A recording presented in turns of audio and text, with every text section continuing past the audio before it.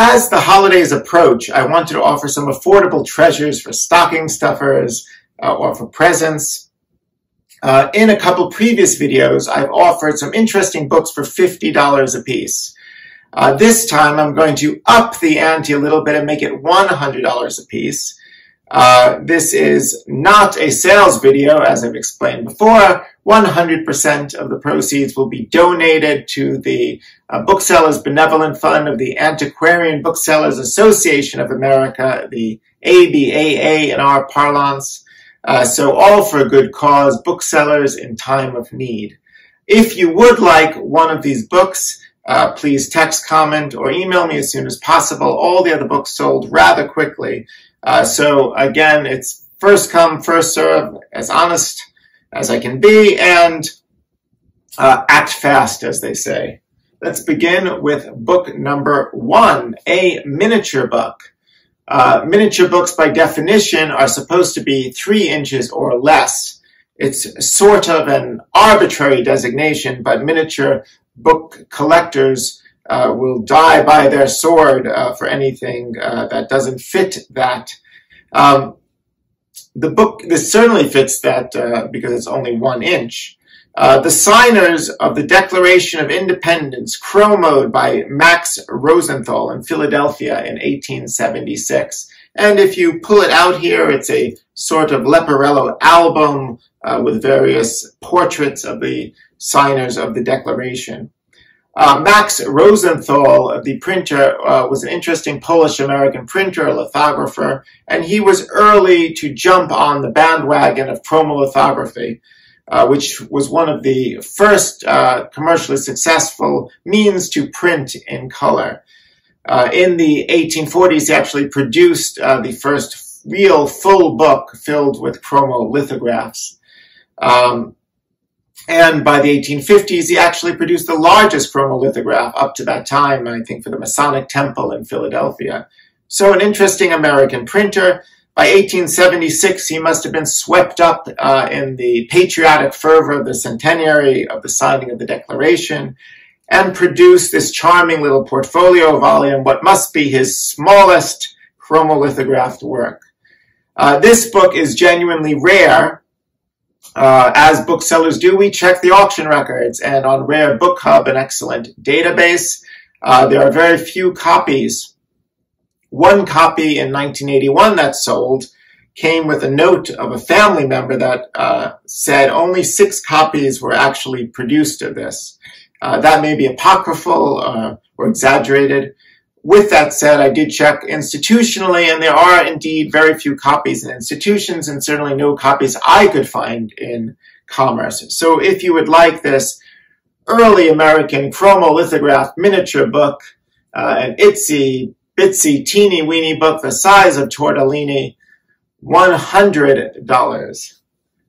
Book number 2. This is a book printed in 1626 in Dillingen, I think that's Bavaria. It is the Epigrams of Martial. Martial was a very famous Roman poet, best known, of course, for his delightful epigrams that put on full display the spectacle, the brutality of Roman life in the period. The book was printed in innumerable editions throughout the centuries. So editions of Martial's epigrams are generally quite common, and this edition is not particularly important, I would say. With that said, why is it worth your C note there? Well, it is in a fabulously interesting binding. We call this binder's waste.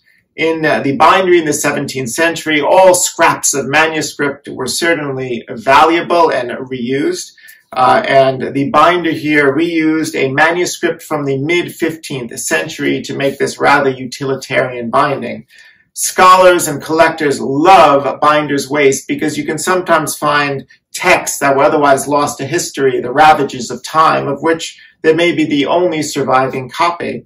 I have not personally examined which text this is, so that certainly awaits some additional investigation on the part of the buyer there. But I can tell you this is almost certainly a mid-15th century manuscript in Latin, but done in Germany. What's interesting about that is that coincides with the period of the invention of printing by Gutenberg. And actually, if you hold a page of the Gutenberg Bible or look online next to the manuscript text here, you can notice similarities between the manuscript and the form of the letters in the printed text. So it is a fine example that really speaks to the transition between manuscript and printed book in mid-15th century Germany. So for this interesting edition of Marshall in a fabulous binding, $100. I'm sure Marshall has an epigram about not letting that bargain out of your hands. Book number 3. Well, it's not a book. There's two things. One, this is a manuscript, and two, I know nothing about it.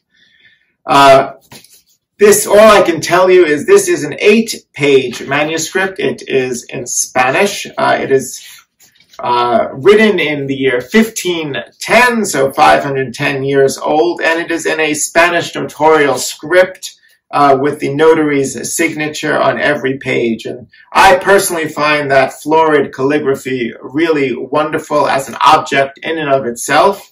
It's in its original paper wraps with a string binding. I can tell you it's most likely some sort of family land deed just by the notarial signatures. I did see Leon and Castile in it in northwestern Spain, but it is worthy of further investigation.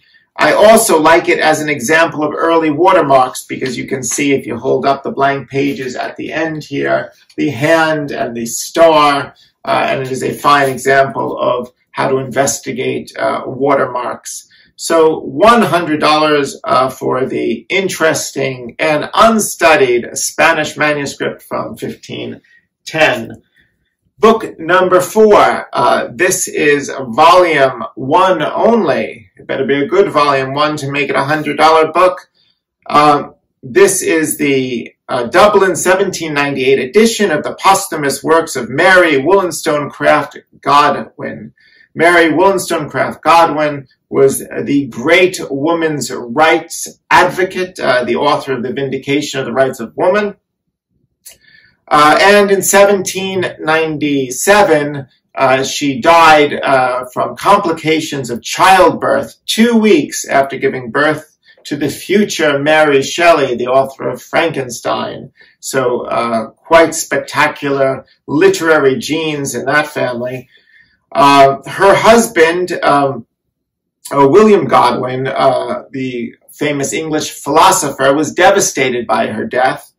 He considered her the most important woman in England, perhaps rightly so, and immediately set to work on compiling these posthumous works and printing her memoirs.